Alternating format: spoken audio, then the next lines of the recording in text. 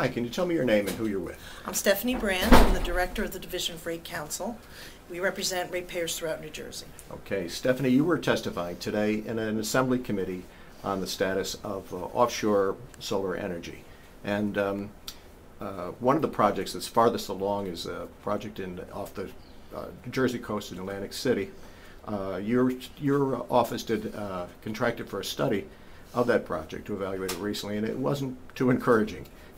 Could you tell us about that? Well, we think the application definitely needs to be refined. We think there were a lot of problems with it. The project was too expensive. They relied too much on the tourism benefits and when looking at the net benefits for ratepayers. And we think that overall they did not demonstrate a positive net benefit to ratepayers, and so we did not recommend that the board approve it as proposed. Okay, but we heard today that they are going to go back and sharpen their pencils and resubmit the proposal. That's what they're saying, and I hope it's improved. And this project is the fishermen's offshore project. Commercial fishermen in New Jersey in the Atlantic City area proposed. Well, the company is actually owned by a variety of entities, including some commercial fishermen, but there also is a large wind turbine manufacturer that's gotten involved. Okay.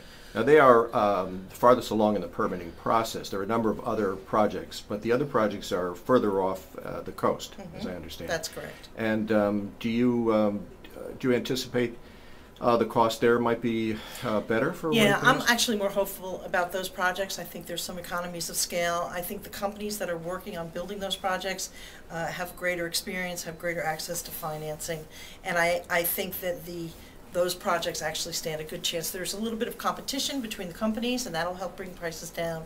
So we're actually very hopeful about those projects. Okay, this term that's being thrown around, net benefit, could you explain that? Well, the statute that was passed by the legislature allows for ratepayer subsidy of offshore wind projects, but only if those projects can demonstrate that there will be a net benefit to the people of the state. And that includes environmental benefits, cost, the energy benefits, job creation, manufacturing, things like that. So if they can't show that there's a net benefit to the people of the state, then they don't get the money, the subsidy from the ratepayers. Now, are you bullish about their chances of proving the net benefit? I'm hopeful. I think that obviously the first one that came through did not, and I'm a little disappointed that they couldn't do that, but I'm hopeful that the larger projects or some of the other projects will be able to do that, because we actually have been a big supporter of offshore wind energy, and we hope that we can find a way to develop it in a cost-effective manner. What's the timetable? When are we likely to see approvals or reviews of any of those other projects? Well, the problem is the federal permitting process takes a very long time.